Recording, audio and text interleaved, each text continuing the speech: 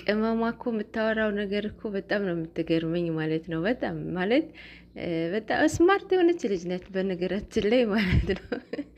አሁን ስትሪ የምታደርጋቸው ጽሁፎች ማለት ነው በዳይሬክትም ይሁን ኢንዳይሬክት የነሱ የእሷ አስመሳዮች መልስ እየመለሰችላቸው ነው እና በጣም ነው መልስ የምትመልሰው።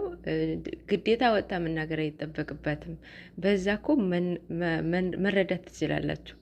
አብዛኛው ብሩኬን የምታፈቅሩ ናቸው ብዬ ነው ማስበው፣ እሷን የምትሰድቧት ማለት ነው። እና እሷ አይበርዳት አይሞቃት በቃ ዳይሬክት ነው የምትሄደው ማለት ነው። ሰላም ጤና ይስጥልኝ የሰኒ ቤተሰቦች፣ እንደምን አድራችሁ፣ እንደምን አረፈዳችሁ፣ እንደምን ቆያችሁልኝ።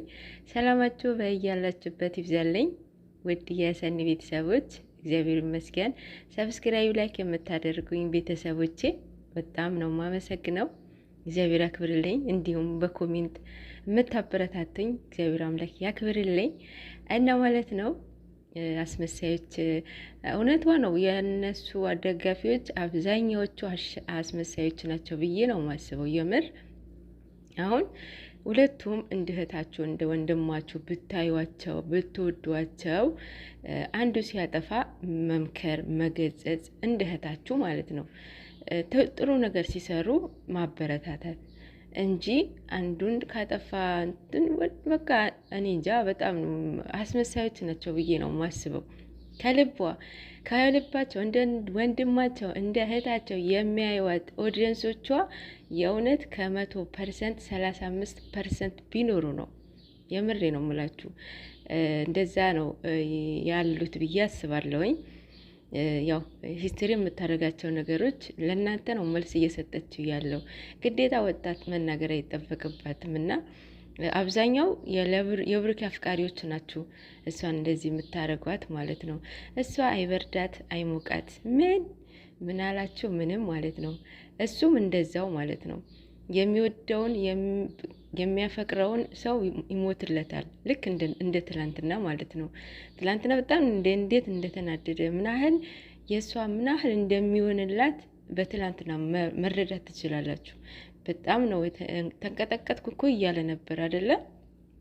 በጣም ነው እንትን የሚወዳት የሚያፈቅራት ማለት ነው። ይህንን ማየታችሁ የማይገባችሁ አላችሁ ምን እንደሆነ እኛም አይገባንም ማለት ነው። እና ግን ማለት ነው የትላንትናው ሰርፕራይዝ አይደለም። ሰርፕራይዝ ማለት አንድን ሰው በማያውቀው መንገድ ድርጊት ማለት ነው አይደል? ሰርፕራይዝ ድርጊት በቃ የምታሳዩት ነገር ነው። ፕራንክ ማለት ውሸት ነው አይደለ? አሁን የትላንትና ውሸት ነው፣ ግን ደግሞ ሰርፕራይዝ አይደለም ውሸት ነው። እና ሁለቱም አልተሳካም። እነሱ ብቻ ሰርፕራይዝ ወይም ፕራንክ ተደረጉ እንጂ ማለት ነው። ግን በሁለቱም አትፍረዱ። እነሱም ፐፖዝ አይደለም፣ ብሩኬም ደንግጦ ነው። በሱም አትፍረዱበት። በሁለታቸውም እሱን እናስደስታለን ብለው ነው። ትንሽ የሚያስደነግጠው የፍጹም ንግግር ማለት ነው። ማለት ትንሽ ማሳጠር ነበረበት። እናም ደግሞ እያስደነገጠውም ነበረ። ለእኛ እኮ በቃ ውሸት እንደሆነ እኮ ያስታውቅ ነበረ። ያም መግቢያውን ባይናገሩ ራሱ ያስታውቅ ነበረ። የፍፄ ንግግርም ሁለት ስልክ ማውጣቱ መግቢያው ራሱ ባይናገሩ ውሸት እንደሆነ ያስታውቅ ነበረ። እና ደግሞ እሱ በጣም አንደኛ ነገር እናፍቋታል፣ ሁለተኛ ነገር ከሱ እንድትለይ አይፈልግም። ሩቅ ቦታ እንድትሄድ አይፈልግም እሱ ማለት ነው። ምክንያቱም በቀደም እኔ ቤት አለ ከእሷ ጋር እንደልኝ ምን አባቴ ልሆን ሲል ሰምታችኋል። እና ምን እንደሚወጠኝ እንደውም በሰርጉ ዕለት ማለት ነው የእውነት ደስተኛ አልነበረም። እንደ መልሱ ቀን አልነበረም። የቤታቸው ቅልቅል ጊዜ ማለት ነው ላይምሰል ነበር። እየሳቀ ነበር፣ ያስታውቅ ነበር የምር